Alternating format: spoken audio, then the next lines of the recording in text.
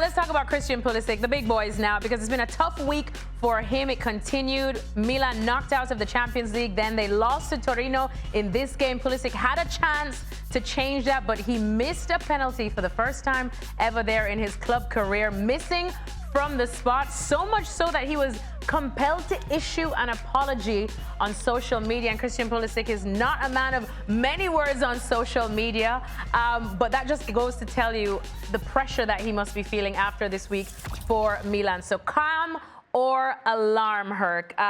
Seventh in the Serie A. We saw that they've just had an absolutely brutal week going out. Of course, they didn't lose to Feyenoord, but still, they went out to the Champions League, losing to Torino as well.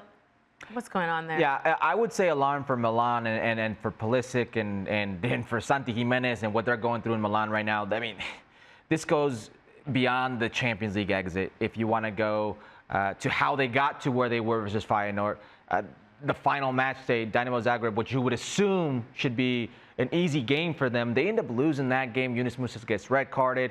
Fast forward to the tie versus Feyenoord, and they couldn't beat Feyenoord, a fifth place Dutch team who sold their best player in Santi Gimenez, lost their head coach, and lost their captain before the tie, before the fixture. And had a whole lot of injuries.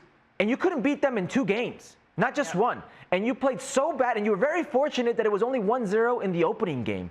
Fast forward to Verona. Verona is one of the worst teams in Europe, one of the worst defensive teams in Europe in the top 5 leagues, and you could only muster a goal. It was Santi Gimenez. And this is a team that in the last 4 games hasn't scored more than 1 goal. And now this is a second coach in Sergio Conceição, who's in for Paulo Fonseca, who's getting tons of pressure by the media, and they feel the need to comment on fabricated stories into the press through their social media platforms. And then you've got Zlatan, who talks to everybody, and the Corva Sur, the supporters group, are now sending Zlatan messages like, you need to change things, you need to stop talking, it's beyond alarm. This worst case scenario, they're what, 7-8 points behind Juventus right now?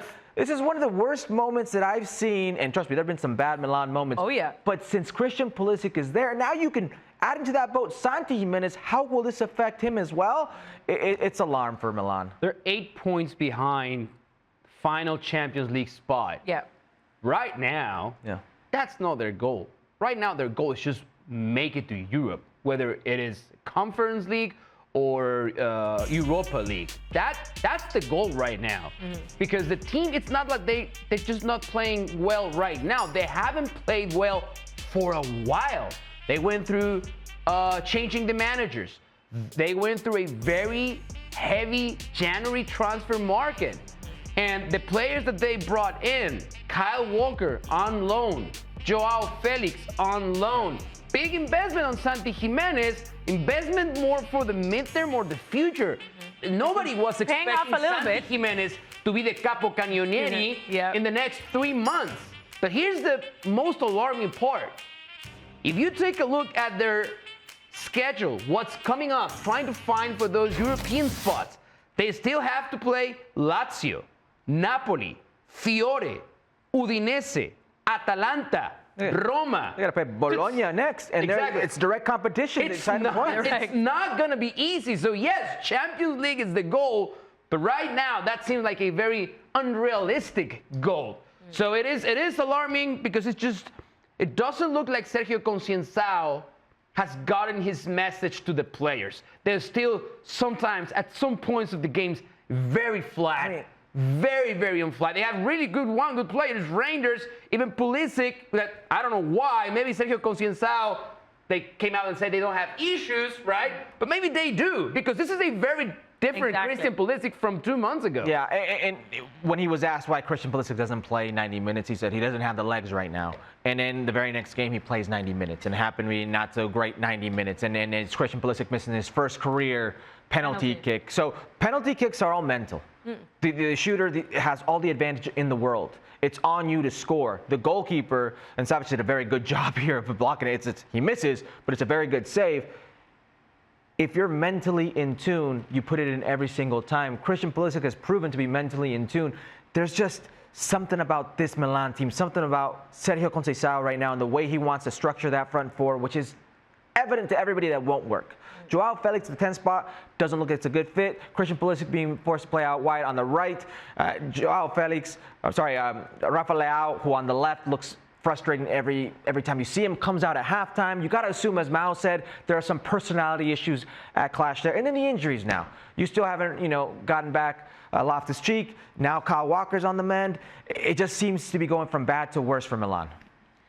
Well, you mentioned that front three as well. Is it just the personalities and the players that aren't clicking, or you think it just needs to be wiped from the top as opposed to dipping in the transfer market this summer? I mean, the problem is you put basically all your hopes and your chips on a player like Rafael Leao. 2 years ago, right?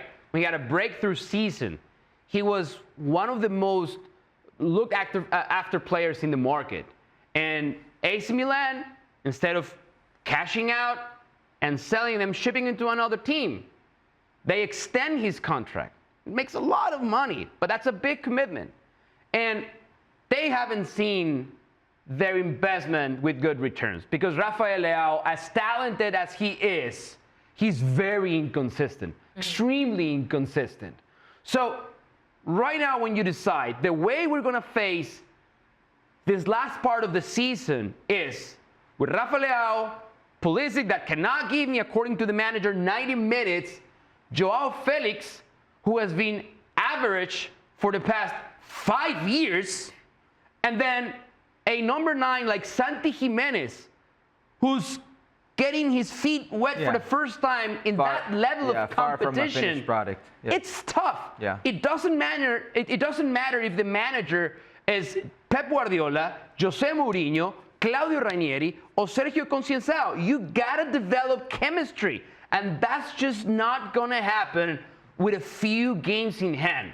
It's going to be tough. It's not going to be any easier the rest of the way. Yeah, my worry here is the personalities at play. When this story came out of Christian Pulisic, having a face-off with Sergio Conceição because he wasn't happy, that does not sound like Christian Pulisic to me. That for not 1 second. That sounds like Sergio Conceição, though. That sounds like Sergio Conceição. That's exactly what I said. This is Sergio Conceição. Now you have in Sergio Conceição opposite of Zlatan Ibrahimovic, which is also his personality to clash. I just feel like there are a lot of big personalities here in a not so great scenario, and it could all be coming to a head.